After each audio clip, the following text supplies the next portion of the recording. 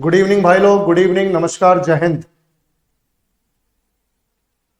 चलो बेटा जल्दी से कनेक्ट हो जाओ सभी लोग और मुझे बताओ ऑडियो वीडियो क्लियर है? ऑडियो वीडियो क्लियर है ना भाई?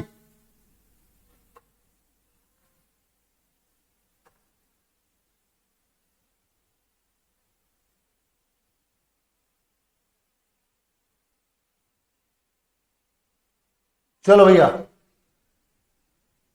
अबे गुड नाइट नहीं, गुड इवनिंग ही चलने दो, कोई दिक्कत नहीं।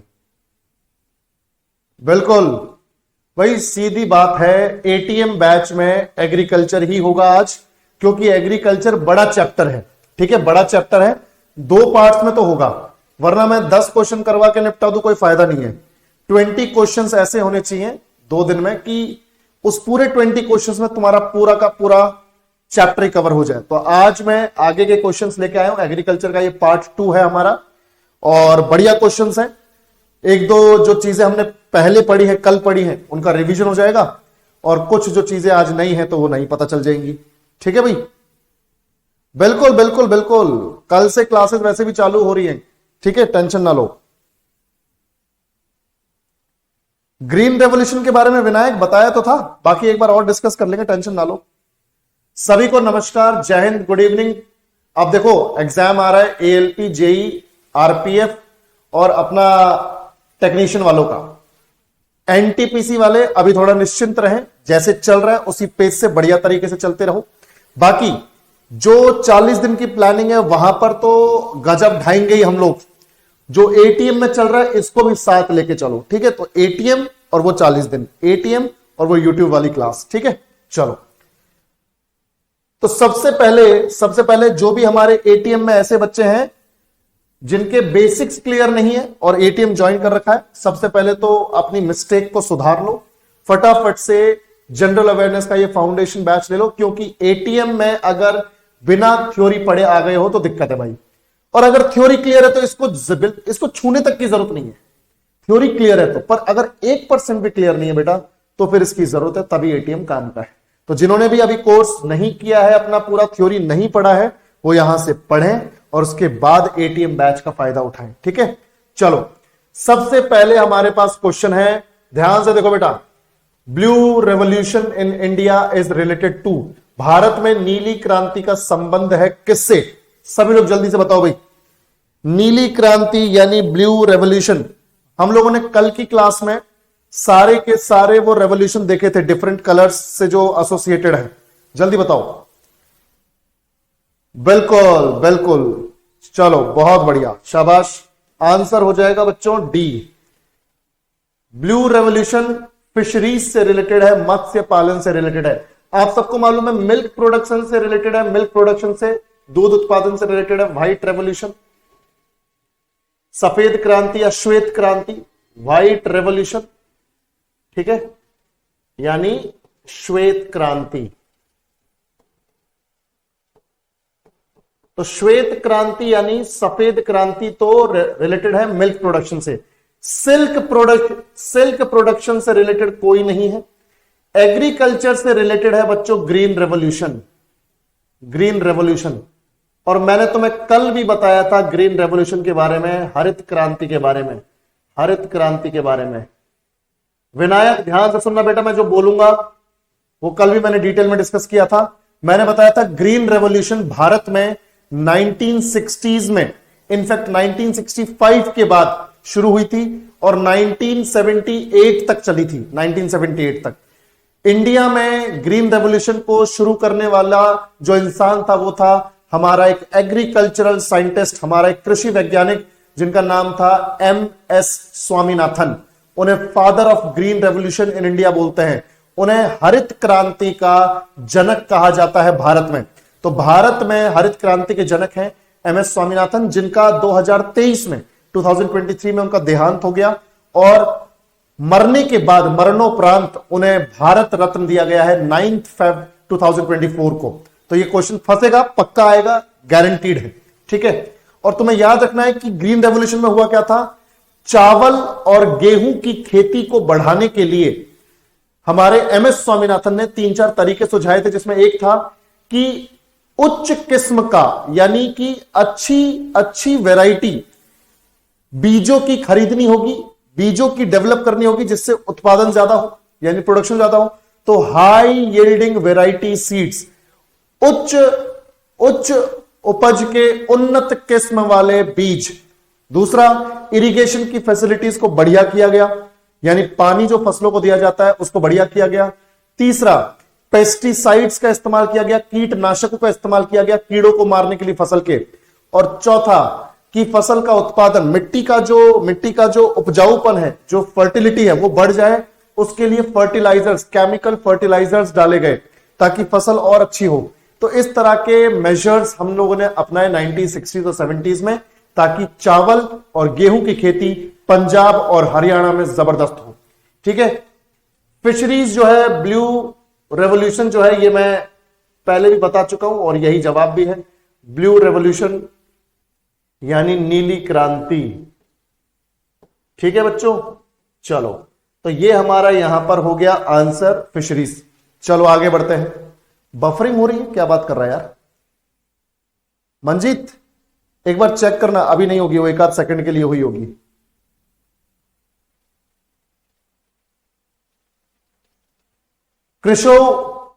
कृषु स्टैटिक जीके 3-4 दिन में शुरू हो जाएगी, क्योंकि हिस्ट्री खत्म होने वाली है 3-4 दिन में। फिर स्टैटिक जीके शुरू हो जाएगी, और स्टैटिक जीके के वो टॉपिक्स होंगे जो यूट्यूब पर नहीं चल रहे हैं। यूट्यूब पर स्टैटिक जीके के अलग टॉपिक्स और अपने फाउंडेशन में अलग, ताकि तुम्हारा वहां पर और यहां पर टाइम वेस्ट ना हो। वहां पर तुम्हारे अलग टॉपिक्स कवर करो, यहां पे अलग टॉपिक्स, तो जल्दी कवर हो जाएगा। ठीक है, चलो चलो बेटा आगे बढ़ते। बिल्कुल बेटा दिलीप कुमार, देखो टाइम तो निकालना पड़ेगा, साला हमने अभी तक नहीं खाया भाई, क्लास के बाद खाऊंगा मैं भी। ठीक है, हम मेहनत कर रहे, तुम भी मेहनत करो यार, ये तो यही तो स्ट्रगल है। Which colour is associated with the revolution in fertilizers? उर्वरक क्रांति का संबंध किस रंग से है? कल हम लोगों ने डिस्कस किया था, जल्दी बताओ। फर्टिलाइजर्स की जो रेवोल्यूशन है वो कौन से कलर से एसोसिएटेड है? जल्दी। Very good very good, grey. Grey, बहुत बढ़िया बच्चों। तो ग्रे कलर से, या इसको स्लेटी कलर भी बोल सकते हैं, स्लेटी। ठीक है, ग्रे को स्लेटी कलर भी बोल सकते हैं। तो पिंक से रिलेटेड तो भाई अनियन था, यानी प्याज। ठीक है, फिर मेडिसिन, फिर प्रॉन फिश। तो ये पिंक से रिलेटेड है। ग्रे हो गया फर्टिलाइजर्स यानी उर्वरक, यानी कि खाद वगैरह। चलो बहुत बढ़िया। ब्लैक पेट्रोलियम यानी कच्चा तेल, क्रूड ऑयल, है ना, पेट्रोलियम। और गोल्डन है हनी, फ्रूट्स, या इसी को बोल सकते हो आप हॉर्टिकल्चर। हॉर्टिकल्चर, ठीक है भाई। चलो तो ये सब याद रखना है बेटा, अच्छे से याद रखना है। ठीक है, ग्रे से रिलेटेड है फर्टिलाइजर्स, बहुत बढ़िया। नेक्स्ट क्वेश्चन, रायथू बंधु scheme is the scheme of which of the following states? अगर किसी को इसके बारे में नॉलेज है तो बताओ यार, बहुत बढ़िया स्कीम है और मैं अभी तुम्हें बढ़िया तरीके से समझाता हूं, अभी एकदम से दिमाग में बैठ जाएगी। बताओ भाई, कौन से स्टेट में इंप्लीमेंट हो रखी है रायथू बंधु योजना? क्या बात है, क्या बात है, बहुत बढ़िया, शाबाश। नहीं नहीं नहीं, आंध्रा नहीं, आंध्रा नहीं, तेलंगाना। तेलंगाना, ठीक है बेटा, तेलंगाना। कंफ्यूजन हो जाती है आंध्र प्रदेश और तेलंगाना में, तो याद रखना तेलंगाना। तो तेलंगाना में 10 मई 10 मई 2018 को, 10 मई 2018 को ये रायथू बंधु स्कीम इंप्लीमेंट की गई है। रायथू मतलब होता है बच्चों, रायथू मतलब होता है किसान, फार्मर। रायथू मतलब फार्मर, किसान। और बंधु मतलब होता है दोस्त, फ्रेंड। ठीक है, मित्र। तो किसान का मित्र योजना यानी एक ऐसी योजना है जो किसान की दोस्त है। और दोस्त कौन होते हैं? जो लोग हमारी हेल्प करें, जो हमारे दुख में हमारा साथ दे। सुख में तो सभी साथी होते हैं, दुख में जो साथ दे वो सच्चा दोस्त है। तो भैया ऐसी योजना जो किसानों के दुख में उनका साथ दे रही है, इसलिए से बोला किसानों की दोस्त यानी रायथू बंधु। अब रायथू बंधु जो योजना है 10 मई 2018 को लॉन्च हुई है तेलंगाना में। पर अब तुम बोलोगे सर ये किस तरह की दोस्त है, मतलब ऐसी कौन सी हेल्प कर रही है ये? मैं आपको बताता हूं। हर क्रॉप सीजन से पहले, ध्यान से सुनो मेरी बात, इंडिया में 3 तरह के क्रॉप सीजन हैं, उनकी भी हम बात करेंगे क्योंकि वहां से क्वेश्चन फंसे हुए हैं।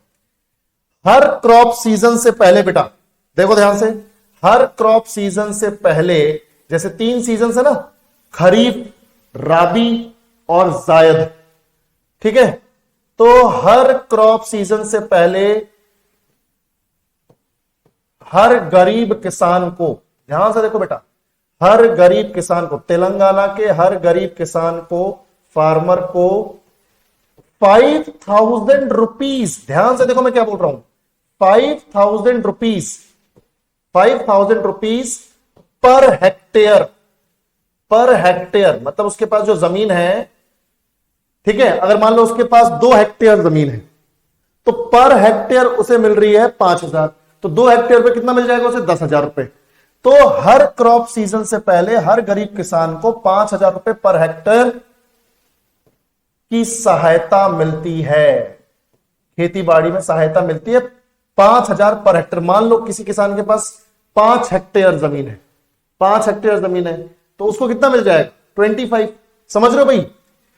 तो याद रखो जो गरीब किसान है जिनके पास 2, 4, 5 हेक्टेयर जमीन है, बस उन्हीं के लिए ये हर क्रॉप सीजन से पहले हर गरीब किसान को 5,000 रुपए पर हेक्टेयर की सहायता प्राप्त होगी, मिलेगी, ठीक है?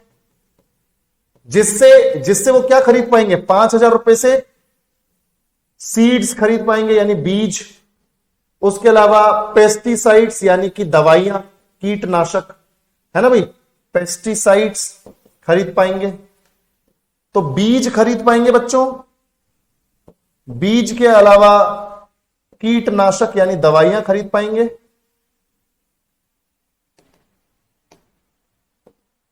कीटनाशक, उसके अलावा ये खरीद पाएंगे, ध्यान से देखो बेटा, ये खरीद पाएंगे फर्टिलाइजर्स यानी कि उर्वरक,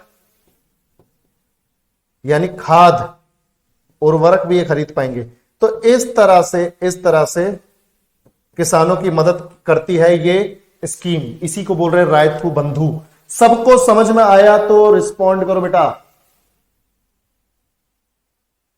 बेटा देखो हेक्टेयर जो है, देखो हेक्टेयर इतनी बड़ी भी यूनिट नहीं है, ठीक है? हेक्टेयर इतनी बड़ी भी यूनिट नहीं है कि तुम बोल दो कि 1 हेक्टेयर वाला अमीर है। समझ में आ रही भी बात? वरना तो सरकार बेवकूफ थोड़ी है कि हेक्टेयर के बेसिस पे, अगर हेक्टेयर बहुत बड़ी जमीन होती, बहुत बड़ा एरिया होता तो सरकार देती नहीं है स्कीम, ठीक है? तो हर क्रॉप सीजन से पहले हर गरीब किसान को 5,000 रुपए पर हेक्टेयर की सहायता से, मतलब पर हेक्टेयर की सहायता प्राप्त होगी, जिससे वो अपने बीज खरीद सकता है, कीटनाशक यानी पेस्टिसाइड्स खरीद सकता है, फर्टिलाइजर्स खरीद सकता है, यानी खेती बाड़ी करने के लिए एक सपोर्ट मिल रहा है सरकार की तरफ से। चलो, तो ये कहां पर है? तेलंगाना में। ये स्कीम कहां पर लॉन्च हो रही है बेटा? कहां पर हो रखी है? तेलंगाना। और तेलंगाना की कैपिटल तुम सबको मालूम है, हैदराबाद। हैदराबाद। और हैदराबाद कौन सी नदी के किनारे बसा हुआ है? मूसी नदी के किनारे, मूसी नदी के किनारे, ठीक है? चलो,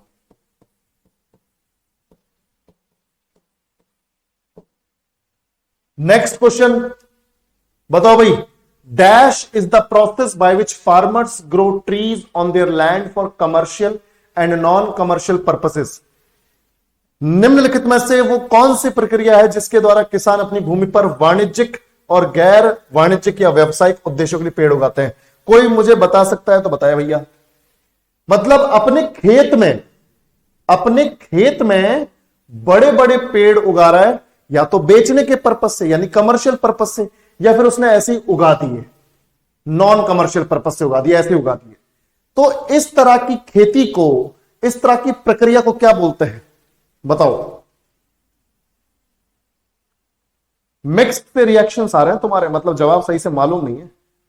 एक आधा जो है वो थोड़ा ठीक जवाब दे रहा है, शाबाश शाबाश शाबाश। देखो बिल्कुल भाई, जिस जमीन पर किसान फसल उगाता है, एग्रीकल्चर करता है, अब उस पर वो बड़े बड़े पेड़ उगा रहा है, मतलब वो फॉरेस्ट्री कर रहा है, मतलब फसल वाली जमीन पर वन उगा रहा है, जंगल उगा रहा है। फसल वाली जमीन पर वन उगा रहा है तो फसल से रिलेटेड तो हो जाएगा एग्रो, यानी एग्रीकल्चर, है ना। और वन उगा रहा है, पेड़ उगा रहा है, तो मतलब वन से रिलेटेड फॉरेस्ट्री, तो एग्रो फॉरेस्ट्री। अपनी अपनी खेत पर ही तो उगा रहा है, किसी दूसरी जगह पर जाकर थोड़ी उगा रहा है।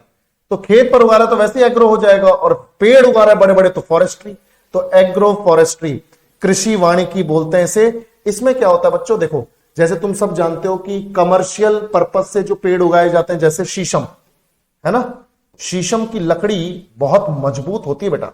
आज के टाइम में तुम साला फर्नीचर खरीदने जाओगे ना, शीशम वुड का, सॉलिड वुड है, इसका अगर तुम फर्नीचर खरीदने जाओगे, मान लो एक टेबल तुम्हें खरीदना है, एक नॉर्मल सेंटर टेबल खरीदना है तुम्हें अपने सोफों के साथ, भाई वो टेबल जो है कम से कम 10 से 15 हजार कीमत है उसकी, इतनी महंगी लकड़ी है ये, ठीक है। तो शीशम, उसके अलावा तुम लोगों ने सुना होगा सागौन, जिसे इंग्लिश में टीक बोलते हैं, सागौन या सागवान, तो इसे टीक बोलते हैं। और वो देखा तुम लोगों ने, वो मूवी देखी है पुष्पा वाली, पुष्पा झुकेगा नहीं साला, ठीक है, उसमें भी वो लाल चंदन, रेड सैंडलवुड, है ना, रेड सैंडलवुड की वो तस्करी करता है। तो शीशम, सागौन और चंदन यानी कि सैंडलवुड, क्या है भैया, सैंडलवुड, सैंडलवुड। तो इस तरीके से ये जो लकड़ियां हैं, इनका कमर्शियल पर्पस से इनको उगाया जाता है, ठीक है भाई, बिल्कुल रेड सैंडलवुड, बहुत बढ़िया। चलो समझ में आया कि नहीं, बिल्कुल। तो बेटा ये एग्रो फॉरेस्ट्री होती है। और एग्रो फॉरेस्ट्री में एक और चीज बताता हूं, किसान सेम जमीन पर ये पेड़ भी उगा रहा होता है, देखो ध्यान से, अपने फील्ड्स पर, अपने खेतों पर, अपने फील्ड्स पर किसान यानी फार्मर ट्रीज के साथ साथ, ट्रीज के साथ क्रॉप्स भी उगाता है कई बार, इसे भी एग्रो फॉरेस्ट्री बोलते हैं। यानी एग्रीकल्चर भी साथ में चल रही है और फॉरेस्ट्री भी साथ में चल रही है। अपने फील्ड्स पर किसान ट्रीज के साथ जब क्रॉप्स भी उगाए, क्रॉप्स भी कल्टीवेट करे, क्रॉप्स भी उगाए, तो उसे एग्रो फॉरेस्ट्री ही बोलते हैं, तो उसे कृषि वानिकी ही बोलते हैं, ठीक है। तो पेड़ भी उगा रहा है कमर्शियल, नॉन कमर्शियल पर्पस से, यानी बेचने या ना बेचने के पर्पस से, और साथ ही साथ क्रॉप्स भी उग रही है सेम जगह पे, तो इसी को बोलते हैं एग्रो फॉरेस्ट्री यानी कृषि वानिकी। चलो next, which of the following Indian state has highest production from viticulture. कोई मुझे अरे साला हिंदी में तो लिखा ही हुआ है, निम्नलिखित में से किस भारतीय राज्य में अंगूर की खेती यानी विटिकल्चर, अंगूर की खेती का सर्वाधिक उत्पादन होता है। कोई जल्दी से बताए भाई, सबसे ज्यादा अंगूर की खेती हमारे देश के कौन से राज्य में होती है, जल्दी बताओ भाई, अंगूर की खेती सबसे ज्यादा कहां होती है। ज्यादातर लोग जो है जम्मू एंड कश्मीर बोल रहे हैं। अबे वहां सेब लगता है, बे सेब लगता है, वहां पे एप्पल लगता है, अखरोट लगता है, सब सारी चीजें वहीं उगा दो तुम, केसर, है ना, अंगूर, अमरूद, सेब, केला, सब साला वहीं उगा दो तुम जम्मू एंड कश्मीर में। नहीं, ना उत्तर प्रदेश, ना जम्मू एंड कश्मीर, ना बिहार, महाराष्ट्र। महाराष्ट्र में देश के कुल अंगूर उत्पादन का, देश के टोटल ग्रेप्स प्रोडक्शन का, देश के कुल अंगूर उत्पादन का 80% महाराष्ट्र में होता है, 80%, इनफैक्ट 80% से ज्यादा। तो देश के कुल अंगूर उत्पादन का 80% प्लस उत्पादन महाराष्ट्र में होता है। खेला समझ रहे हो भाई,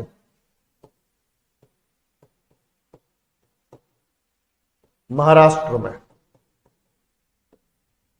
तो ये फैक्ट याद रखना, 80% से भी ज्यादा अंगूर का प्रोडक्शन कहां पर होता है, महाराष्ट्र, ठीक है। चलो बहुत बढ़िया। नेक्स्ट क्वेश्चन, तो महाराष्ट्र तो तुम सब जानते हो, ये महाराष्ट्र। अच्छा, महाराष्ट्र में और दो फल हैं जो बढ़िया उगाए जाते हैं, कोई बता सकता है? महाराष्ट्र में और दो फल हैं जो बढ़िया उगते हैं, जल्दी बताओ।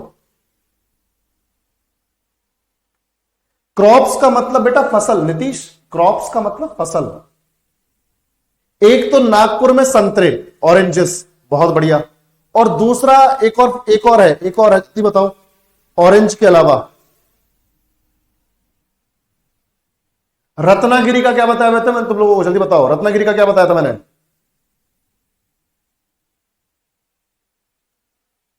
मैंगो, आम, बिल्कुल मैंगो, रत्नागिरी, शाबाश। तो महाराष्ट्र में तीन फेमस हो गए, अंगूर, आम और संतरे। चलो भाई ध्यान से देखो आगे। In which state did India's white revolution have its origin? Bharat की श्वेत क्रांति की उत्पत्ति किस राज्य में हुई थी? जल्दी से बताओ बेटा, फिर मैं तुम्हें डिटेल्ड एक्सप्लेनेशन देता हूं उसका, जल्दी बताओ। श्वेत क्रांति कहां हुई?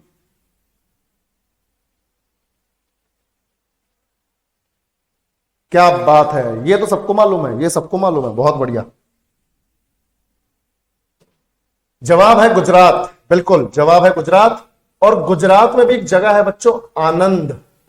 गुजरात में भी एक जगह है आनंद, ये जगह का नाम है सतरो, कहीं तुम सोचो इंसान के अंदर, छोड़ो ज्यादा गंदा हो जाएगा, ठीक है भाई। तो आनंद, गुजरात, आनंद, क्लियर है भाई? तो ध्यान से देखो, गुजरात के आनंद में व्हाइट रेवोल्यूशन को शुरू किया। अच्छा एक बात बताओ, ये व्हाइट रेवोल्यूशन का फादर किसे कहा जाता है? श्वेत क्रांति का फादर किसे कहा जाता है? फादर ऑफ व्हाइट रेवोल्यूशन, जनक, श्वेत क्रांति का जनक किसे कहा जाता है? एक बंदे का नाम बताओ जल्दी से सभी लोग, जल्दी जल्दी। बहुत बढ़िया, वर्गीज कुरियन, डॉक्टर वर्गीज कुरियन, डॉक्टर वर्गीज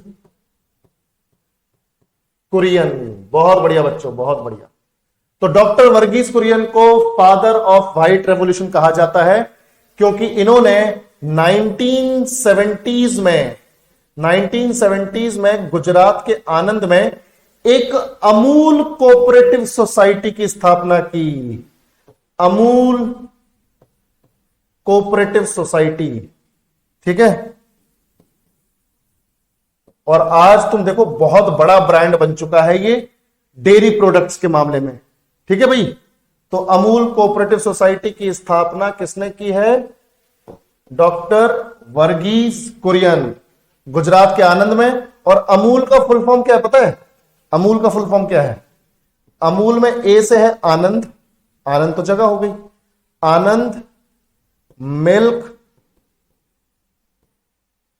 देखो भाई, आनंद मिल्क। यू से क्या था भाई? यूनियन लिमिटेड था क्या? अपने दिमाग से निकल गए तो एक बार चेक कर लेना फिर भी भाई, ठीक है। हाँ, आनंद मिल्क यूनियन लिमिटेड, ऐसा कुछ है क्या? हाँ, यूनियन लिमिटेड ही है ना, फिर ठीक है, शाबाश। तो आनंद मिल्क यूनियन लिमिटेड, अमूल। और आज के टाइम में डेयरी प्रोडक्ट्स के मामले में काफी आगे बढ़ चुका है। इसकी शुरुआत डॉक्टर वर्गीज कुरियन ने 1970 में की थी, आनंद में, ठीक है भाई। चलो, तो गुजरात का आनंद मार्क कर देते हैं। जैसे गुजरात में भैया ये यहां पर है अहमदाबाद, ये तो अहमदाबाद है, ठीक है। रेड कलर से मैंने अहमदाबाद मार्क किया, जिसे मैनचेस्टर ऑफ इंडिया कहा जाता है क्योंकि यहां पर कॉटन टेक्सटाइल इंडस्ट्री है, सूती कपड़ा उद्योग है। वहीं नीचे यहां पर देखो बेटा, ये है आनंद, तो आनंद में है अमूल कोऑपरेटिव सोसाइटी, ठीक है। चलो, बहुत बढ़िया। Next question, all of the following are kharif crops except, एक को छोड़कर निम्नलिखित सभी खरीफ फसलें हैं। पहले तो मैं आपको बता देता हूं, उसके बाद तुम यहां पे इसको देखना भाई। भारत में इंडिया में 3 क्रॉपिंग सीजन्स हैं। भारत में 3 फसल ऋतु हैं, ठीक है। 3 फसल ऋतुएं हैं, कौन कौन सी हैं? इन्हें क्रॉपिंग सीजन्स भी बोलते हैं। इंडिया में 3 क्रॉपिंग सीजन्स हैं या क्रॉप सीजन्स हैं। अब कौन कौन से मैं आपको बताता हूं। सबसे पहले आ जाएगा बच्चों खरीफ। सबसे पहले खरीफ। देखो बेटा, खरीफ जो है, इसमें फसल, ध्यान से देखना, इसमें फसल को बोने का समय यानी कि फसल सो की जाती है, बोने का समय है जून से लेकर जुलाई, फसल बोने का समय। फिर फसल को काटने का समय, हार्वेस्ट करने का समय। काटने का समय क्या है? फसल को हार्वेस्ट करने का समय क्या है? ठीक है, हार्वेस्ट करने का समय क्या है?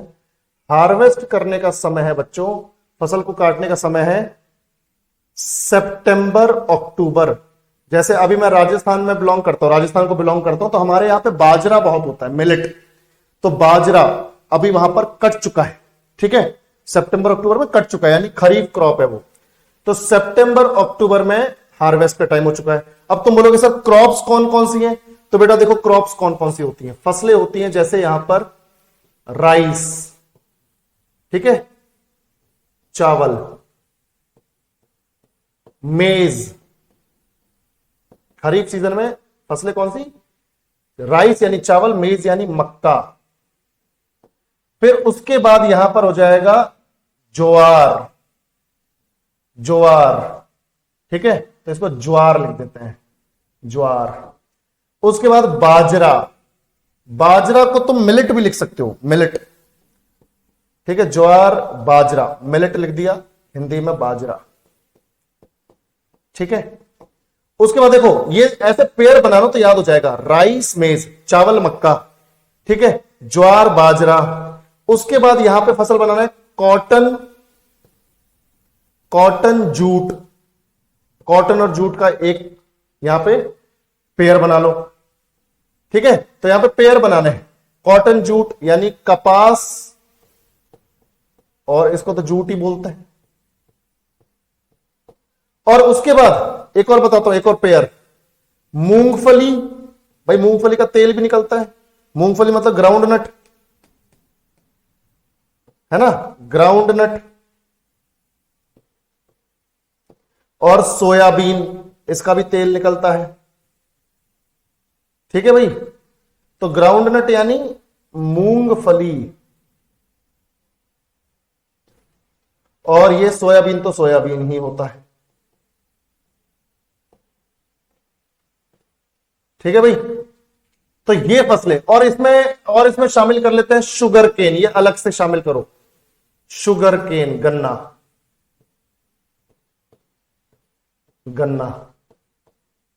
तो ये तो हो गए बेटा खरीफ की फसलें, ठीक है। तो राइस, मेज, ज्वार, मिलेट, उसके बाद जूट, कॉटन, ग्राउंडनट, और उसके बाद सोयाबीन, एक शुगर केन। उसके बाद देखो खरीफ के बाद ध्यान से देखो बेटा, खरीफ के बाद आता है राबी का सीजन। राबी का सीजन देखो बेटा, राबी में क्या होता है कि फसल उगाने का जो समय है,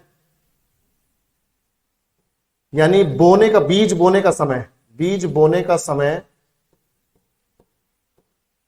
ठीक है, यानी सोन, बीज कब बोया जाता है, बीज कब सो किया जाता है, यह किया जाता है जैसे ये अक्टूबर में कट गई ना, तो अक्टूबर से लेके दिसंबर, जैसे ये वाली कट गई सितंबर अक्टूबर में, तो अक्टूबर से दिसंबर के बीच में ये बोई जाती है, अक्टूबर से दिसंबर के बीच में बोई जाती है। और अगर तुम बोलोगे सर फसल काटने का समय, हार्वेस्ट का समय, काटने का समय, हार्वेस्ट का समय देखो, हार्वेस्ट का समय है बच्चों अप्रैल से जून, अप्रैल से जून काटने का समय फसल को। अब तुम बोलोगे सर फसल कौन कौन सी है, तो फसल बेटा देखो यहीं पे लिख लेते हैं। राबी में आ जाएगा व्हीट। अब क्योंकि ये सर्दियों की है, सर्दियों की फसल है व्हीट। फिर अपना यहां पे आ जाएगा मस्टर्ड यानी सरसों, गेहूं सरसों ये उगाई जाती है। उसके अलावा चना यानी ग्राम, है ना बेटा, चना। मटर यानी पीज।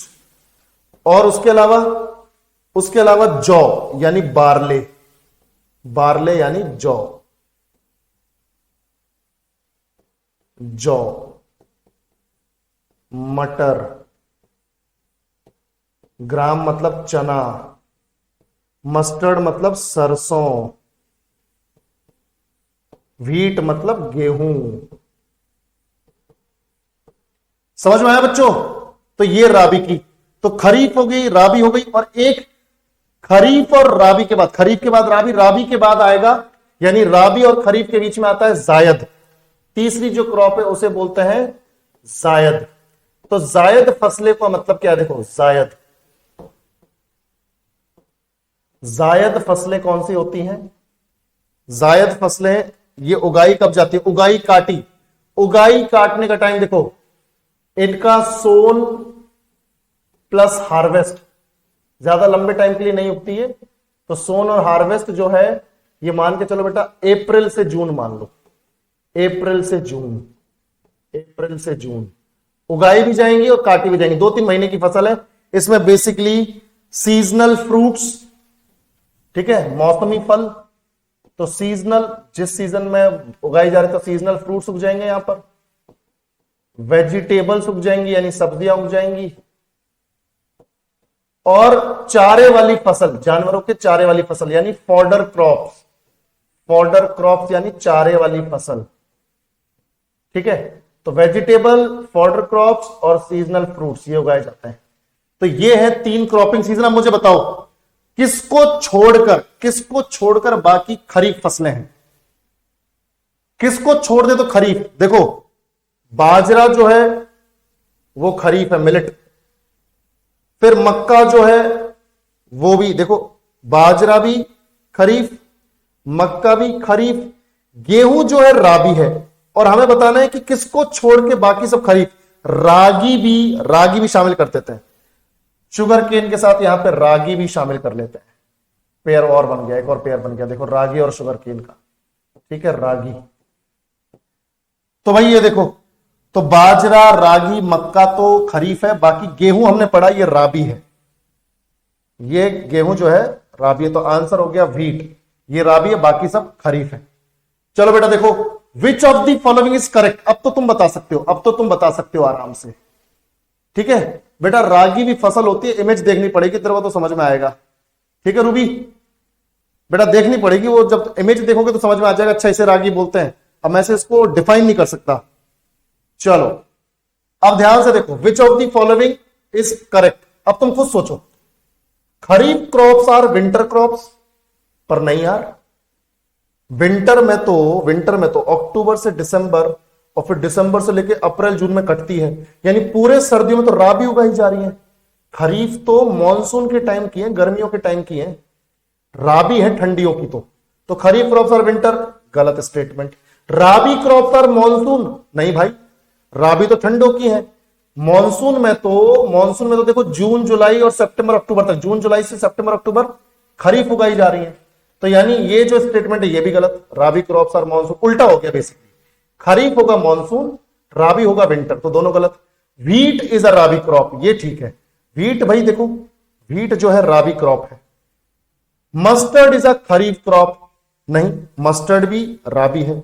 गेहूं सरसों एक ही टाइम पे तो उगाए जाते हैं, तो ये भी गलत हो गया। यानी सही कौन सा है? सी, सही हो गया सी। तो मुझे उम्मीद है कि आप कर पा रहे होंगे सॉल्व, बिल्कुल।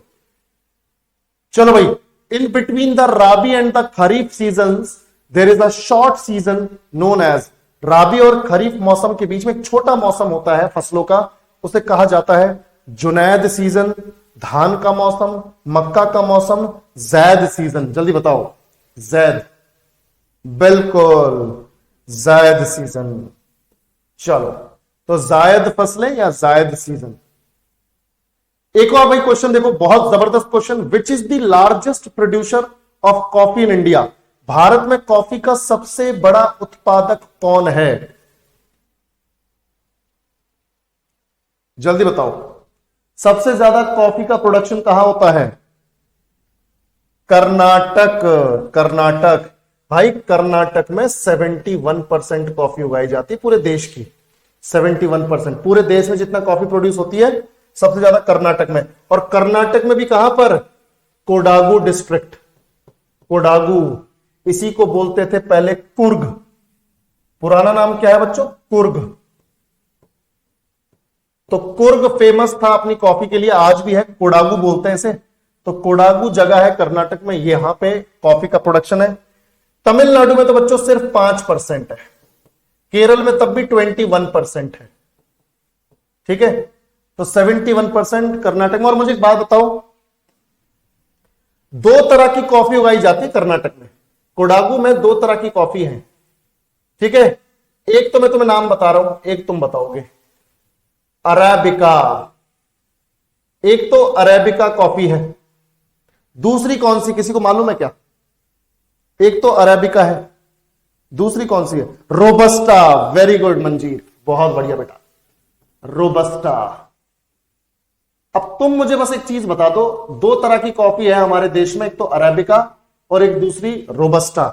इनमें से जो हम कंज्यूम करते हैं, जो थोड़ी मीठी होती है, हल्की सी कड़वी होती है, थोड़ा सा बिटर टेस्ट होगा, बाकी वो मीठी होती है, स्वीट होती है, हमें यूज करने में आसानी है, अरेबिका है या रोबस्टा है?